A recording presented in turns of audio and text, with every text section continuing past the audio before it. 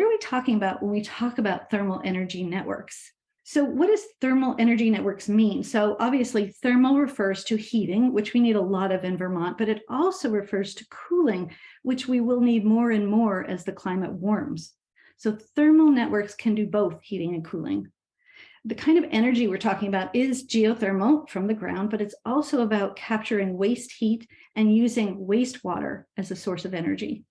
We're also talking about networks because these are closed loop systems that link buildings. The ideas here are that we can exchange energy, not just between the ground and one building, but between the ground and many buildings or other thermal sources. And the intent is to balance thermal loads or thermal energy. So what this is not district steam or combustion-based systems. So no gas and no biomass. So let's just look at geothermal. You're probably familiar with it. So briefly, when you turn on your heat in your home, there's a ground source heat pump that delivers warm air and extracts cold air, like an air source heat pump. When you need cooling, the process reverses. The same heat pump delivers cold air and extracts heat, returning it to the earth. This energy comes from underground. It's from where the Earth's ambient temperature at about 500 to 800 feet is between 45 and 55 degrees. These are not super deep wells. They talk about them as shallow boreholes. These water-filled pipes bring that temperature to the heat pump, as I said, where it's concentrated into hot or cold air that can keep us comfortable in summer or in winter. A network system, and here we are back in the village, a network system is even more efficient. Buildings are connected to vertical bores, which look a lot like wells. You have to drill them, that are linked by horizontal pipes. And these form closed loops that are exchanging temperature with the earth and sharing between buildings. Now, homes and buildings, grocery stores often have different thermal needs at different times and produce different kinds of heating and cooling. So this excess heating and cooling isn't wasted. It can be exchanged efficiently between buildings. And these loops can grow over time. And when they get bigger, they become even more affordable and more efficient. So we don't have to do everything at once in our towns. We can start by building a network with a smaller project. Now, there's a long list of benefits of these systems. I'm just going to run through this for you. First of all, they're safe and clean. So there's water in the pipes. There's no risk of explosions or leak and relatively few emissions. They're also affordable and reliable. And we're going to need to talk about cost, certainly, but once these systems are installed, customer bills can be low and predictable year-round, a constant source of energy. They're also healthy because nothing is burned inside, so indoor air is safer to breathe. They're flexible because they can fit into many different landscapes, many locations, and they have a minimal footprint. They're also resilient and secure. These systems are made from durable pipes underground that are protected from disruption like extreme weather. They also can be equitable. They're not a house-by-house solution. They're really a community scale solution and can be available to everyone in a neighborhood. So it's not about individual choice. It's about a community doing this together to benefit everyone. They can also be part of a just transition because fossil fuel workers can use the skills they already have to install not just the pipes underground, but also the ground source heat pumps and do all of that piping and plumbing that they know how to do. In fact, there was a training recently with some workers in Vermont who were learning about these systems, and even the trainer was astonished by how similar the gas workers' skills were with what was required. They kept saying, yeah, we do that. Yeah, we do that. We know how to do that. We do that every day. They're also local. The energy comes from the ground under our feet or around us in our communities. It's not transported in, and it's not coming from out of state, and our energy dollars can stay local too. So these systems are already working. This is part of a system at Hula in Burlington, if you're familiar with that place. This is kind of an industrial scale looking geothermal system. Champlain College, Beta Technologies, there are a bunch of large buildings and businesses in Vermont that have these systems already. but there isn't so much of a network. And this is a picture of a network at Colorado Mesa University. What you're looking at in the green rectangles, that's where the bore holes are drilled. So that's where they're all the vertical wells. So you wouldn't see them if you were walking around. Those are underground. Also underground are the pipes that connect the buildings with the bore fields. Those are the red lines. And you can see how many buildings they're serving here. There's more to say about Colorado Mesa, and I put this slide together for people who like data. And we can't look at all of these numbers right now, but you can see if you can scan this list that they're taking care of 16 buildings, heating and cooling, and saving $1.5 million in energy costs. And then I'll share my slides later and you can look at this more closely, but they're expanding their campus to do geothermal for everything. And they're able to reduce their tuition because they're not spending as much on energy. These systems are also installed in Toronto for over 300 homes in a neighborhood. That's a colder climate like ours. And they expect to reduce their emissions by 80%. There's a Texas development that's growing to be huge. It's going to have 7,500 homes, 2 million square feet of commercial space, and 3 schools, all on network geothermal. And the houses that are there now, when that big storm came through Texas and there was a huge power outage, these people got right back up on their feet and they had heating, cooling, energy. They were fine. There's also a project going in the ground in Framingham, Massachusetts, just to our south. Another cold climate, not as cold as Vermont, but this is in a low-income neighborhood. What you're looking at here are, if you look at the green rectangles, you can see they point to schools. There are 3 schools involved. And the purplish blue stuff, that's affordable housing. And then you can see in red, low down, that's a fire station. So they're installing the system in Framingham, Massachusetts right now. In New York, our neighbor across the lake, New York is going gangbusters on these networks. They passed a bill last year that passed unanimously in their Senate. It was supported equally by utilities, labor, and by environmental and climate leaders. All of these groups that usually don't talk to each other or don't necessarily work on the same things at all, oppose each other, they got together and passed this bill.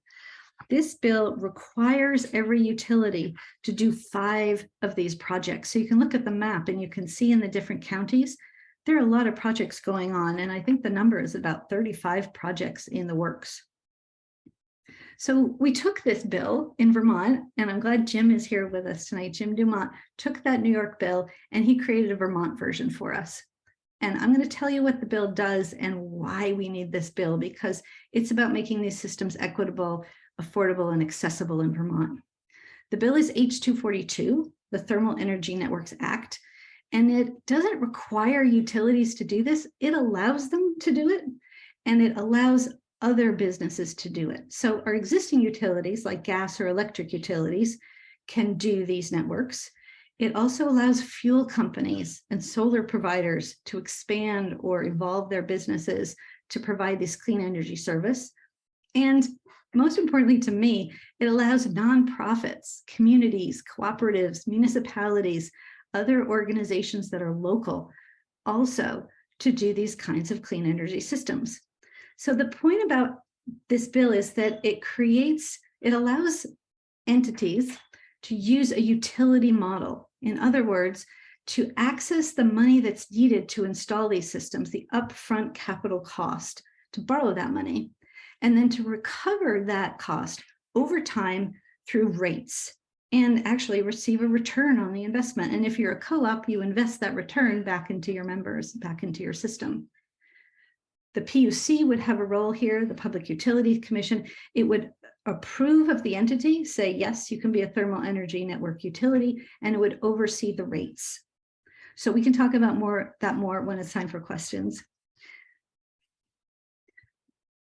So it is time for questions, and I'm going to stop sharing my screen. And the point now is to hear from you what you need to know based on what you've learned or what you think you've heard somewhere else, and also to think about questions that you think your neighbors might have or that you know other people will have.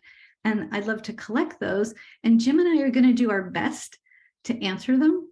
And through the process, I hope to learn what we don't yet know or what we are not yet clear enough on to explain clearly to Vermonters. So I'm hoping for your help with that. And Great. I think, Vanessa, you're going to. Yeah, sure. So let's start with Lena. And yeah, go ahead, Lena. Thanks. Hey, everyone. So excited to be learning about this. I'm based in Burlington, and I have two questions. One is I'm curious about how this would work with retrofits. I'm not sure if the Framingham project is with existing buildings or if all of that is just a rendering. And I'm also wondering about how it would work with things like infill development, like a few buildings on a block get this system, but not the other buildings. Imagining that would come up a lot in Burlington. Thanks. Great questions. Yes. So retrofits, what you saw for the Framingham project, those are all existing buildings. So they are retrofitting Framingham, Massachusetts with these systems. Retrofits are more complicated because you have to take care of the weatherization and the building envelope issues and other upgrades to the existing buildings. New construction is definitely easier, probably less expensive overall. We need to do both, obviously. And in terms of infill, I'm really glad you brought that up, because by infill, in other words, we're talking about creating mostly housing is how I hear about it in town centers. So we have walkable communities and we have more housing locally. So that's actually a wonderful opportunity to combine retrofits with new construction. And as I said, you don't need to do the whole system at once. You can start by providing the system to the new construction and then extend it to retrofits or vice versa, whatever works in your location. So that's how I'd start answering that question. Great, thank you. So I think Jean, and then what you might want to do is actually put your questions in the chat so that, because there may be similar ones and that might help us get to as many as possible. So Jean, and then, yeah, others, please put your questions in the chat and keep your hand up. Hi, yes, I don't live in the town center, but I have some neighbors who are a few neighbors well within walking distance. What's kind of the realistic distance from neighbor to neighbor that makes a network viable? Great question. What I understand is that when you put a horizontal pipe about 6 feet down between buildings and you send water through that pipe, it actually, if you have like 400 or 500 feet between buildings, that water can return to the temperature that's needed once it gets to the next heat pump. So buildings don't have to be right next to each other for this system to work. And the other thing that I want to add is that I'm really interested in exploring, and I know other people are in the industry are as well, combining a town center network with individual geothermal systems for homes that are, say, down the country roads out from the center of the town. Individual geothermal, if it is aggregated or bundled, could actually be affordable. And if it's used in a utility model where you can have the upfront capital and you can recover the rates over time, it can be spread out over a longer amount of time. We can actually integrate individual geothermal between houses that are four houses that are farther apart, and have a network in the community center. So that's an idea that I'm interested in exploring. Great. So let's build on the sort of the practical component. Jeff, do you want to ask your question, or Susanna from Bradford? I will. Can you hear me? Yep. The question is, comparing rural and more concentrated areas, what would the comparison be with respect to efficiency and also cost? So for example, we live about 200 yards from our nearest neighbor, and the other neighbors are way further away than that. And we are about 4 to 5 miles away from the downtown or a real concentration of population. How would that work out for people in our situation? Great question. I want to go back to the idea of a utility doing individual geothermal systems, because it does sound like where you live, a network connection isn't going to happen, and that homes would need their own boreholes and their own systems. There's a co-op in Oklahoma, and I know Oklahoma is not Vermont, but there's an electric co-op in Oklahoma that has a model for making individual geothermal affordable to rural communities. They have houses that are spread far apart, and they figured out a way through a utility cost system to refund, to put out the upfront cost and then recover the rates over time. And obviously it's been a little while since I explained that, so I've got a little work to do on getting that talking point really clear. But it's called CK Energy, and you can look it up online. Great, thanks. Andrea, do you want to talk about I think let's talk about scale a little bit. How do you could you convert existing infrastructure? And then Debbie, if you could speak to costs. Yeah, so some people know this, Montpelier has a current district heat system that is powered by biomass. It's a wood chip facility, and it is connected to state buildings, some city buildings, and some schools already. And so, without knowing much about the engineering, how feasible is it to convert that kind of infrastructure to a geothermal infrastructure? Because it's a pretty compact area. Mm-hmm. Right. So if you're talking about a different kind of system with gas pipes, those pipes need to be changed.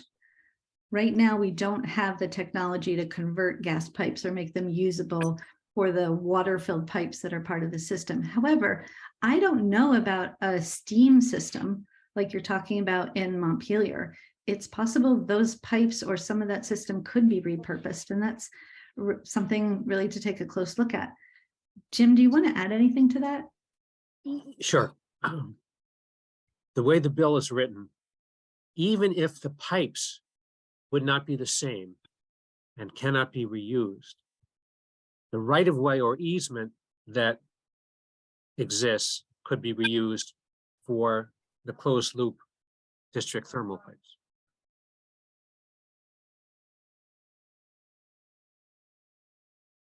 Great. Robert Hyams, do you want to ask a question?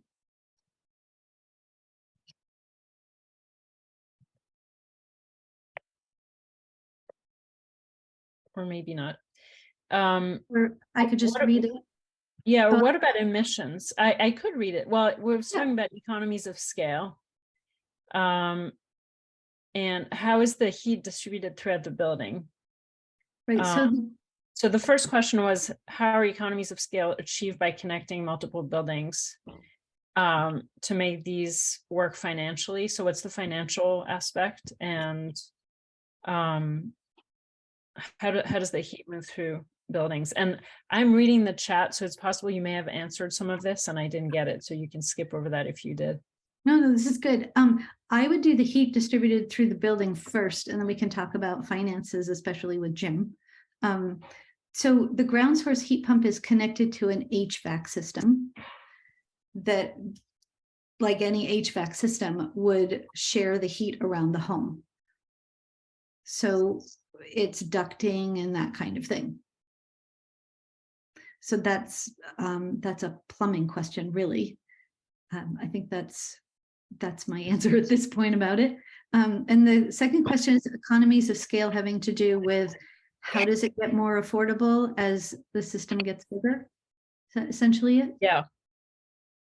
If you connect buildings, and yeah, the more you connect and you create a network. Jim, do you want to start that one? Sure. The larger the network, the cheaper it is per unit.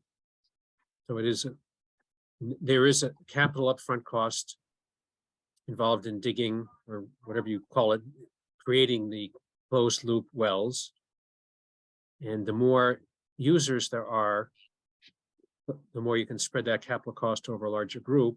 And as Debbie has alluded to, You also have more potential for balancing the system. So, the classic would be if in Middlebury you were doing this, there's a hockey rink, which generates enormous amounts of waste heat in the winter. So you would capture the waste heat and use it to heat homes that are nearby. So the larger the system, more potential you have for that kind of synergy. Great. Elliot from New York City. Yeah, thank you. So I work with a group called Sane Energy Project down here in New York. With And Lee. I'm sorry? With Lee. That's same. Yeah. Yeah. Yep. Yeah. Great. She's no longer with Sane Energy, but she was here for about 5 years. Interested to hear you talk about the New York bill and the Vermont bill. So the Vermont bill does not require that utilities provide the service, which is not the case here in New York. Even so, for a larger project in a largish city, we're looking right now at possible projects in Brooklyn and Queens. Does it, if it's not a large utility, providing the service, do you envision at least needing the cooperation of that large utility in making it work? Thank you for that question. Jim, do you want to start? Yeah, the answer is no. It's not necessary. It may happen. And Debbie has been working with Vermont Gas for months on related issues. And we know that Vermont Gas would like the bill to be passed. And part of what they see in it for them is not that they would be the utility providing the utility service in a particular area, but they want to have the skill set so that by contract, they can provide the construction, they can provide the development, and then whether it's a nonprofit or it's a city, would continue on as the utility, and Vermont Gas would come and go having built the system. Right. And a water utility can install this system, an electric utility can do that because they're already set up as utilities. And as I mentioned, a fuel dealer company, a fuel, oil, or propane delivery company can do it as well. So we don't need the existing utilities. And I think that's a message they're getting, because they're saying we better move fast if we want to take advantage of this business opportunity before other people, such as private companies that are growing and doing more of this, before they get the biggest share of the market. Yeah. So it's lighting a bit of a fire under the utilities in a helpful way, I think. Thanks. And just a quick follow-up. If you could just point me to a source of information on the 35 projects currently underway in New York, I would appreciate it. Sure. You could start with the NYSERDA website, but I can look up a link for you. Okay. Just for everybody's benefit, NYSERDA is NYSERDA, and it's this enormous New York State agency that studies energy issues, and they have tons of material on their website about district thermal. And I also, since we have New York in the room, can I just say that in New York, they're putting these boreholes or these well systems, all these pipes, into the foundations of large buildings as they're building them. There is a huge post office center that's really a data center right near Penn Station in downtown Manhattan. And they have now laid pipes between that building and apartment buildings around it, that so they're heating those buildings with the heat from the US Postal Service. And there's also a system going in at Coney Island. They're drilling into the sand. It's really exciting. All right, we're just going to take a couple more questions because I want to make sure we get into breakouts. We do have all of your questions in the chat. And so after this call, we're going to organize them and answer all of them, and then send you send you the answers. So you'll get your questions answered. But there are a couple questions about the environmental impact of geothermal, and it'd be great in terms of greenhouse gas emissions, as well as contamination of soil, potentially from leaks. What are there chemicals in the water? Can you speak to that? Yeah, so as we're talking about providing answers to all of your questions, I do want to say that I've known about these systems for a while. I work with people who are experts in these systems. I am not an expert in this. I'm becoming more of one by default, because I think that these are one of the cleanest energy systems out there, and I want to make sure Vermont can put them in the ground, and it's not just New York City that's doing it. But I think we will do our best to answer your questions, and your questions are going to help us get better. So I just want to make sure, that I'm more of a community organizer and teacher who's learning with you. So in the pipelines, some of these systems, especially in colder climates, and this is something we need to learn more about in Vermont, have antifreeze or propylene glycol mixed with the water in the pipes so that they don't freeze. I work with people who are firmly convinced you don't need that if you have properly balanced the system so that the water in the pipes can stay warm enough not to freeze during the winter. Now, I'm not an engineer, I haven't figured that out, but that is something that we're exploring in Vermont. And I am part of a group of people who are pretty determined that it really needs to be water, because there are sometimes leaks. These pipes are certified for 50 years at least, and these systems haven't been in the ground that long, so we don't know exactly how long they last, but industry says 50, 60, could be longer, we'll see. But leaks do happen, and we want to make sure that those chemicals don't get into the ground.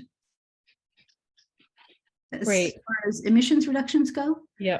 Yeah, so we are collecting that information from projects, but so the Toronto project, for example, 80% emissions saved from the system itself. The system uses electricity to run the pumps.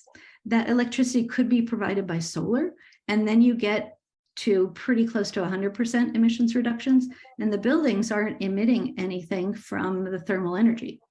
So I would say 80 to 100%, and I just learned of some projects that were looking at 90% emission reductions.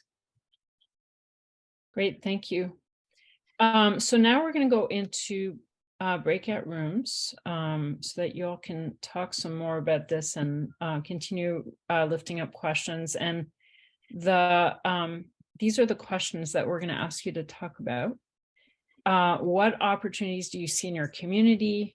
What might challenges be? How would you make the case for geothermal solutions in your community? Somebody in the chat wrote about outreach. And so that's a question for you all, the communities that you live in. And what would people need to start a process and support a local project? So I have a document that I'm hoping that you all will take notes in. I'm putting the link to that in the chat. And you can just pick a piece of it and just have one person in your group be a note taker if you're willing. We're not going to do formal report backs because can get tedious with that many groups. But what we'll do is we will come back and ask somebody to say something that they talked about in a group, and then you can build on it collectively. We'll have about 20 minutes, I think, to report back, 20, 25 minutes. So I'm going to put you in rooms. If you join the call after the call started, I may need to do that manually.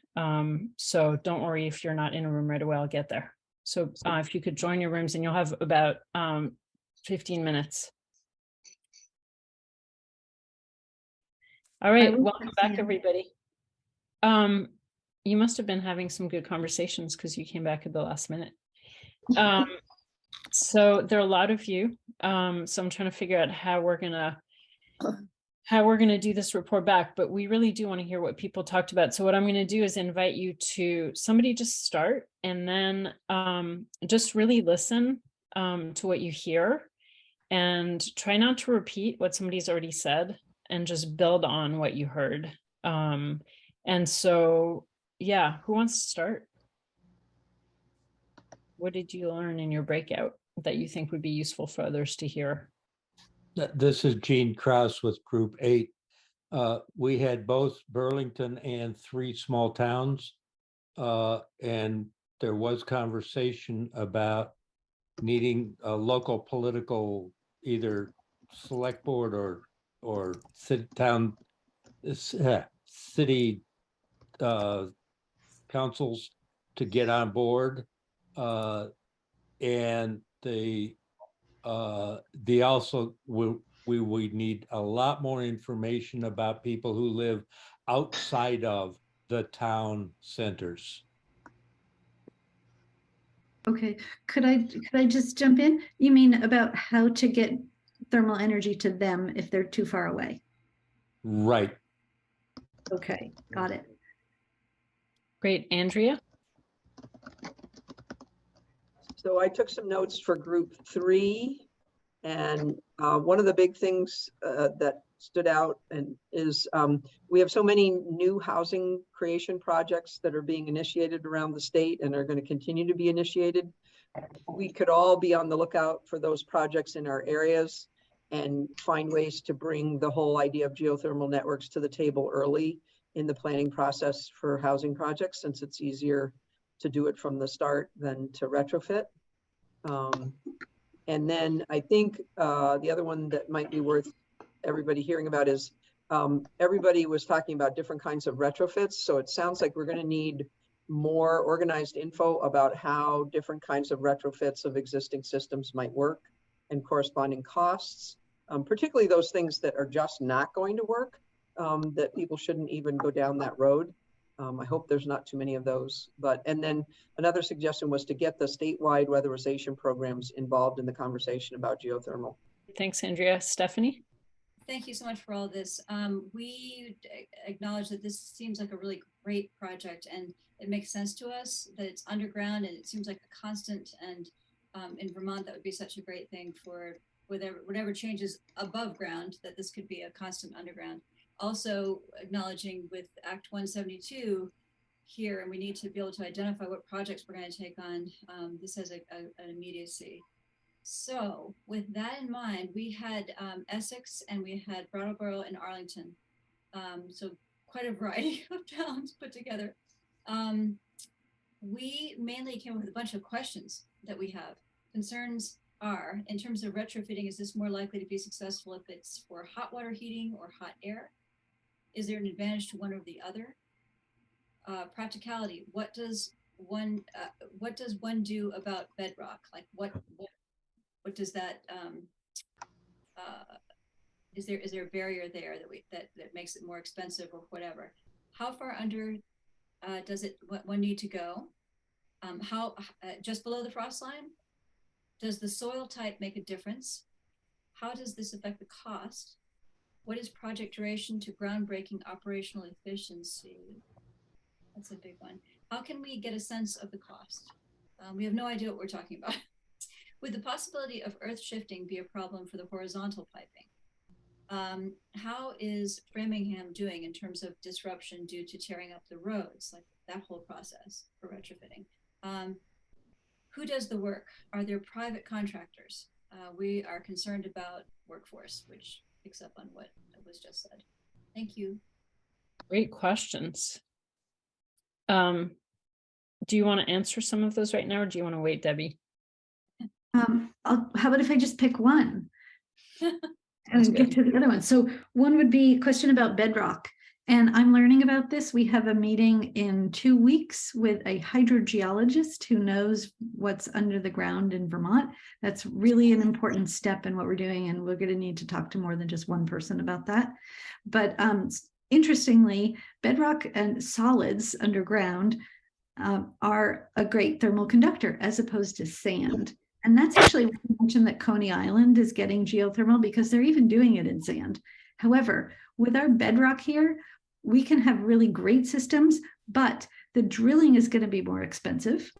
And that is all the more reason to look for other sources of thermal energy, like from wastewater or from buildings, and minimize the drilling.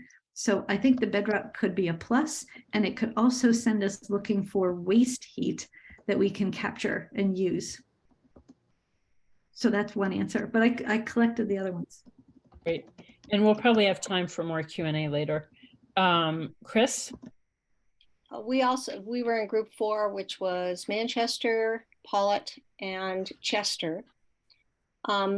We had some questions similar to Stephanie's, but also we wondered how much land do you have to have for the bores, and what can be done above on the ground level.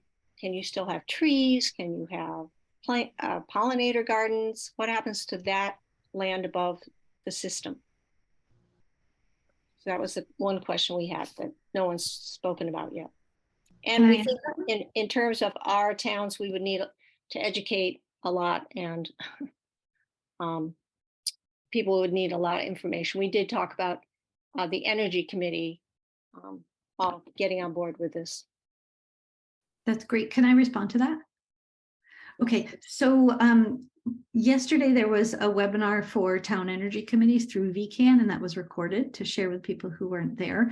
But possibly more helpful than that, we're just coming out very soon with a short video that basically goes over what I said in my introductory presentation. And we are putting together an FAQ, which this is really helping with, and also considering putting together a toolkit to help towns get started thinking about this with resources in it. So we're hoping to be able to put together a package that can help people. As far as how much land is needed, one of the speakers yesterday on the webinar, they have a system for installing boreholes at an angle. So they just go down to a certain level, and then from there they go out. And so they only use the space of 2 parking spaces to install a lot of boreholes. So that's one approach. The land above is being used for playing fields at schools. It can be used for gardens. One place they put a glass pyramid over the borehole so people can look down and learn about it. And they've created sculptures around it to educate people about it. I was just talking with the Fletcher Free librarians about doing that because they're getting geothermal. And they want to, that's in Burlington, the library in Burlington, where I grew up.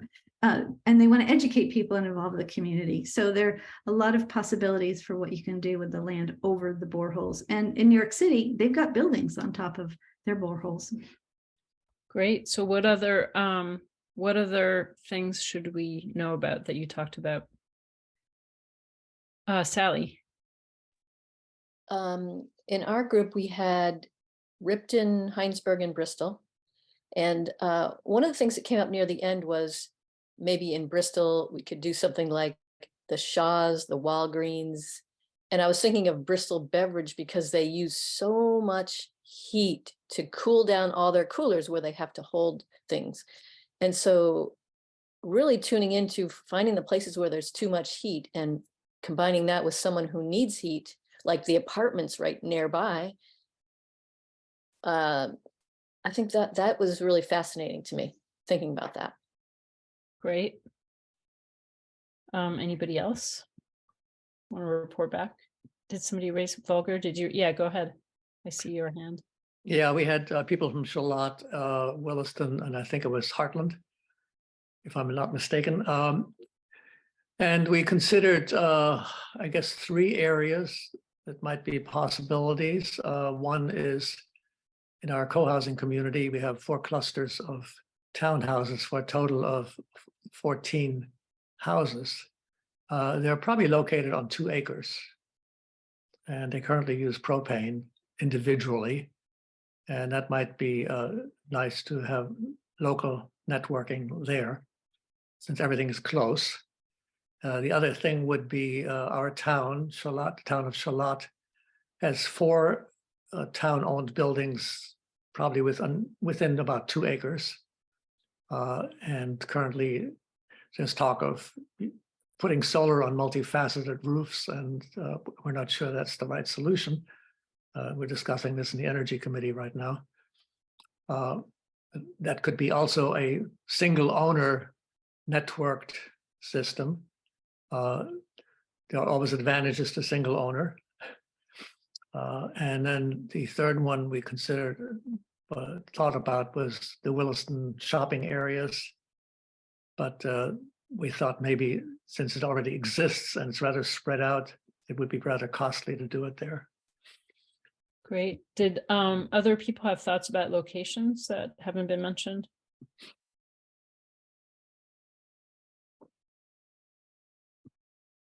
Let's see, Brian. I also thought in Williston that the schools are large buildings, and they could they have grounds for playgrounds that would have use for fields. That's great. Can I jump in and talk about schools and municipal buildings?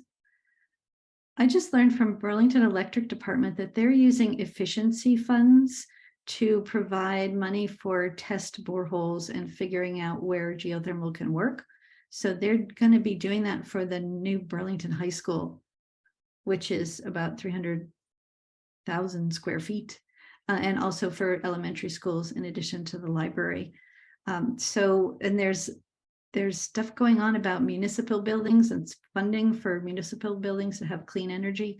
So there's a really great moment. And in terms of cost, I haven't had a chance to mention yet that the Inflation Reduction Act, otherwise known as the IRA, has 40% for tax incentives on these systems. So you get 30% off the system, basic, and then 10% extra for systems that are domestic manufacture. And good news, these systems are made in the US and Canada, so that counts. So 40% in tax incentives, which is another good reason why we need this bill, H242, because not everybody has the upfront money to wait around to get the 40% back. But a utility or an entity that's approved as a utility can do that. So there is federal money through the IRA. There's also low interest federal loans. There's a grant program going on. And we've met with the Department of Energy about this, our Vermont group has. And we also met with our congressional delegation. So Sanders, Welch, and Ballant, and they're all keeping their eye out. Somebody just sent me something about earmarks. So we're looking to bring money into the state to help us do this. Great. Chris? Yeah, I just thought of one of the projects that I just thought of in our town is we also have the beverage store 802 right next to the laundromat. And I remembered on the workshop yesterday that that other type of system uses water from households, the water that you take a shower with or you're washing dishes. And I was like, oh, the laundromat could provide a lot of water already going into the system that's warm. So that might be a good idea. But I also wondered where we could find out more about how a non-utility could become chosen as the utility that would sponsor this program. Like a co-op or whatever. Yeah, I think that's a good question to answer right now, if you're willing, Jim. Sure. Whether it's a nonprofit like Acorn or it's a city or a town, you would have to start by doing the engineering study that's necessary for every one of these projects. And then you would figure out what the capital costs are, and you would put your act together and ask the PUC to recognize you as a district thermal utility. If you get that recognition, then you will have the ability to borrow that money or get it from the federal government, whatever it is, invest it, build the system, and get not only your money back through rates, but a return on your investment. And that's one of the reasons we've been focusing on the utility model. It doesn't require any taxpayer money. It's using the utility model to guarantee a return on the investment. Under federal law and state law, if you're a utility, by law, you are guaranteed that you will get your money back. And you're also guaranteed under state law and federal a fair rate of return on your investment. So as people who deal with utilities know, because you're guaranteed a return of your investment and return on your investment, the rate of return that you're allowed is low compared to, say, if you were borrowing money from a private investment bank or any other private business, whether it's IBM, or whatever, because in the private marketplace, you're not guaranteed you're going to get your money back. So you need to be paid a higher rate of return because you're risking your capital. If you're a utility, you're guaranteed that you're going to get your money back. So the rate of return you're entitled to is very low, but that makes it attractive and safe for whether it's a homeowners association at a mobile home park or your local town or Vermont Gas. to go down this path. So one of the reasons that this call is so helpful is that it's thinking with you, with people who are in towns involved locally, about what it would take to get together a group of people or identify an entity that could be organized and could lead this initiative locally, because it would involve getting upfront money to do a feasibility study. And our team in Vermont is looking at how to create a pool of money for that. There's also that efficiency money from Burlington Electric that I mentioned, for example, and then to apply to the PUC to become a utility and go the route that Jim is describing. One thing I'd like to mention about the utilities, you don't have to have one per town. So for example, we've done this for the fiber, so like EC fiber for community broadband. We used a similar model, and if there is a region where it makes sense to kind of combine towns, like say you've got 6 or 7 small towns and one large one, you can actually create a utility district that includes all of them. So that reduces some of the overhead for getting those things started. Great. So I see Wolfgang, you had your hand up, and then Stephanie. Yes, another brief question. If you're a nonprofit like an HOA and you don't pay any taxes, how do tax incentives help? And what else could you do to take advantage of that? Jim is smiling. Go ahead. Yeah, that's such a great question. And it's really a complicated answer. But Acorn, for example, which did the solar project in Bristol, is a nonprofit. So to take advantage of the tax incentives, they partnered with a private lender who got to take advantage of the tax incentive, a private co-developer. That's what I was afraid of. Thank you. Stephanie? Can you give any sense of what it would cost to do a feasibility study? I mean, for a little town like Arlington, if we wanted to, just looking at your diagram, if we wanted to connect up town buildings and businesses and the church and that sort of thing, and the basically the heart of the village. I mean, what kind of cost are we talking about? Does anybody have any sense of that? I can just tell you there's been one feasibility study that I know of in Vermont that was requested by VGS for a project in Middlebury, and that cost $80,000. Okay, wow. So I think that once we have a few feasibility studies that we fund through federal dollars, efficiency money, et cetera, certainly not pulling on municipal budgets, we're going to have a lot more information, and it's possible that feasibility studies won't have to be as involved. Sarah? Yes, thank you. I guess Stephanie wasn't ahead of me. Anyway, I'll be quick. I wanted to mention in response to a previous question, I've forgotten whose. I just got something today from Clean Energy Group in Montpelier about the IRA, which I'm sorry, I'm trying to find the change that nonprofits can benefit from the tax rebate. They have to apply, and it didn't have a third party. Congress also expanded ITC, that's the tax credit, 3 crucial ways. Nonprofits with no tax liability can now apply for direct payment reimbursement equal to the credit. Storage only projects eligible. Can anybody else clarify whether or not that is a valid statement from cleanenergygroup.org in Montpelier? Well, nobody ever heard of it? Oh dear. Well, it's worth looking into.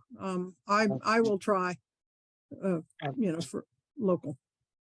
I could just add one thing. I would think I've heard of that for renewable energy generation. I haven't heard about that for geothermal. So that would be my question mark. Geothermal, not renewable energy? It's not an energy source. I guess I would go ahead, Ben. Yeah, I'm not positive. Maybe Jim knows better, but I think that it's a different tax credit, although, no, maybe not. I'm sorry, maybe I misspoke. I'm gonna look it up. It's a When great I- point. Thanks for sharing that. We'll have to figure it out. Great. Yeah. Thank you for raising that. No, I installed geothermal in 2015 and I got the then tax rebate. Ah, I also just want to mention that I realize I can't just will these systems into Vermont, make them happen just out of sheer enthusiasm for them as a clean energy solution that has so many benefits and actually can be affordable and equitable for the people who are using them. But we do have a group of people. We have a team that includes some of our utilities. It includes the Vermont Bond Bank, Vermont Economic Development Authority, a regional planning commission person, Jim, a research economist. There are a bunch of people who this morning at 9 o'clock, we had a call to talk about how we can get organized to really move this forward in Vermont, be creative about ownership models. And there was talk about third-party private developers creating something that then could become a co-op, that could be a nonprofit. There are so many different ways this might be able to happen, and we're exploring those. And so your experience, your perspective, your creativity is a real important part of that.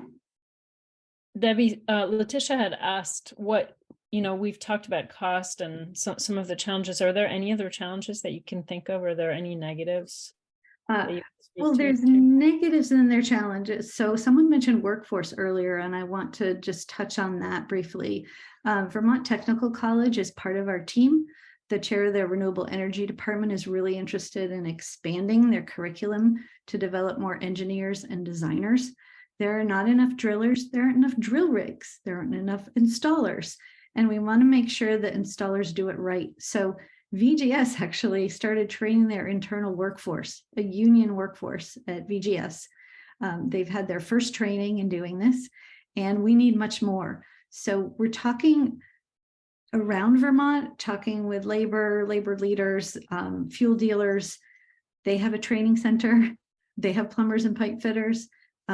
We're talking about going to the technical programs and recruiting people, but we're also talking regionally to share training centers with other states, because New York has to do a heck of a lot of projects and Massachusetts is doing a lot as well. So we can share resources with that, but workforce is definitely a challenge. So I'm wondering if there are any last burning questions before we move on to just Debbie talking about the bill a little bit that's in the State House right now. I know it's late, so all right, Debbie, you want to talk about next steps in the bill? Sure, maybe I could share this with Jim also. So the bill is a House bill, H242, and bills that continue beyond halfway through the session need to do what's called making crossover. And you might be very familiar with this, but it means that the House would have to vote this bill through. The House Energy Committee would have to vote and approve this bill to move forward before mid-March. And that's not going to happen. Not likely at all. But we're talking with people in both the House and the Senate about how to move this bill forward enough this session that it might get attached to a different piece of legislation, or that it could be much easier to pass it next session. And we still need people to contact their legislators and let them know about this bill and let them know about how important it is to put this solution on the table by creating this possibility for how we can actually make them affordable. And Jim, I wonder if you want to add anything. Number one, Debbie is amazing. What she's brought to this state is just amazing. Number two, we spent a lot of time in the State House and with other stakeholders. Nobody's against this. It's just a question of getting it done. That is where you come in and talking it up in your communities, letting other people know about it. I'm going to put a link to the bill in the chat. And we also have 2 webinars coming up. There was a webinar yesterday for VCAN, but there is a webinar coming up on March 20th, and there's a webinar on April 4th, and they're both going to focus on different things, different speakers. And I am going to put in a link in the chat so you can sign up for that. There's lots going on, and I would love for you to get involved. And Cheryl, Joy, and Richard, I see your hands up. I just want to say one thing before, but Debbie, if there are recommendations for links that can explain, sort of what geothermal is for people who join late, and we have the slide deck. I think I have most of your emails if you RSVP'd through the event, or if you send me an email. But if you don't think I have your email and you want to stay in the loop and you want to get materials, please put it in the chat so that with your name so that I can follow up with you. Cheryl, Joy.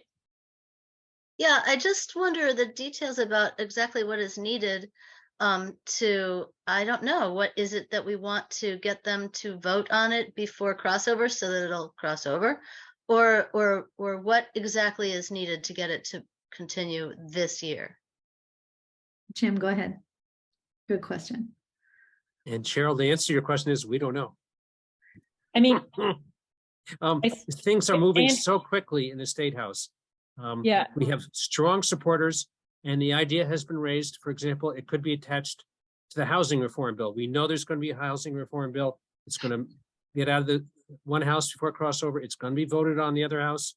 This is really a housing. It could be seen as a housing issue.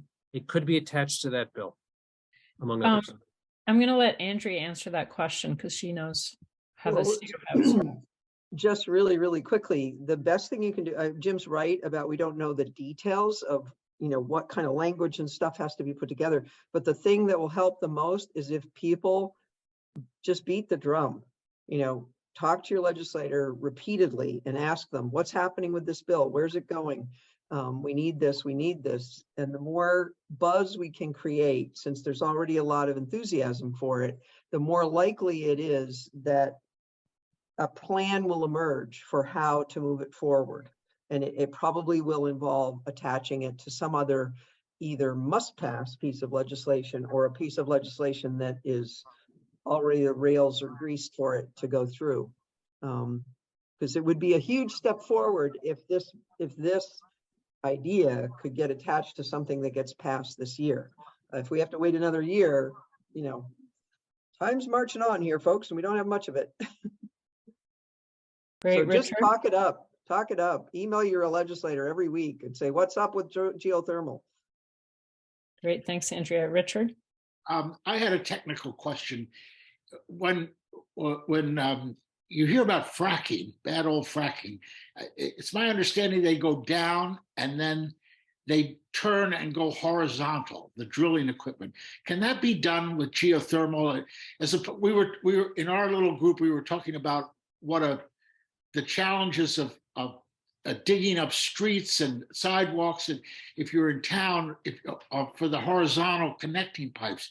Can that be done? Are there drilling techniques that can do that without tearing up all the ground? Yes.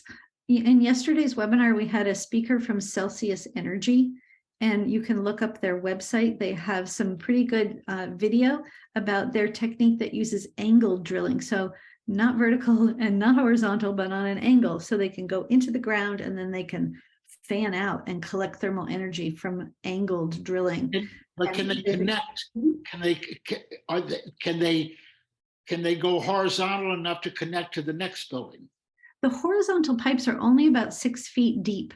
So there are the boreholes are deeper, even though they're kind of shallow at only 500 to 800 feet. But the horizontal pipes that deliver thermal temperature between buildings, those are not very far down. Those are like about where gas pipes are or should be.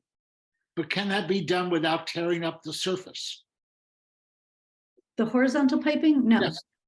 No, it requires some disruption. Okay.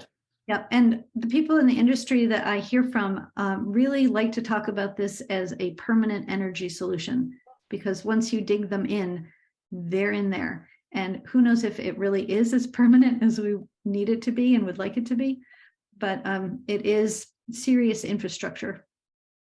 Just to put a finer point on it, horizontal directional drilling can be done, but it's much more expensive. So you can do it without disrupting service, but it's much more expensive. Uh-huh. Thank you. Any last questions, or Debbie, is there anything else you want to share? just appreciation. This is great. It's one thing to put together webinars with speakers and you can coach them and hope that they'll say things that make sense to Vermonters and that actually apply to us in Vermont. It's a total different thing to have this conversation, to be able to share some information, hear your questions, try to answer them, learn what we still need to learn in order to do better in communicating this idea with people and advancing it. So thank you. I learned a ton. I took a lot of notes. It was great. Yay, thank you so much, Debbie and Jim, for doing this and for all the work you're doing here. And we are planning at 350 Vermont to have more of these, you know, to really dig into different facets of just transition for the same purpose as what we did tonight. So thanks, everyone. I will send out the recording and all the relevant information, the FAQ answers and further other resources. Have a great night. Thank you, everybody. Thank you. Take care of yourselves. Enjoy the snow this weekend. Oh, yes. Bye, everyone. Stay safe. Bye. Bye-bye.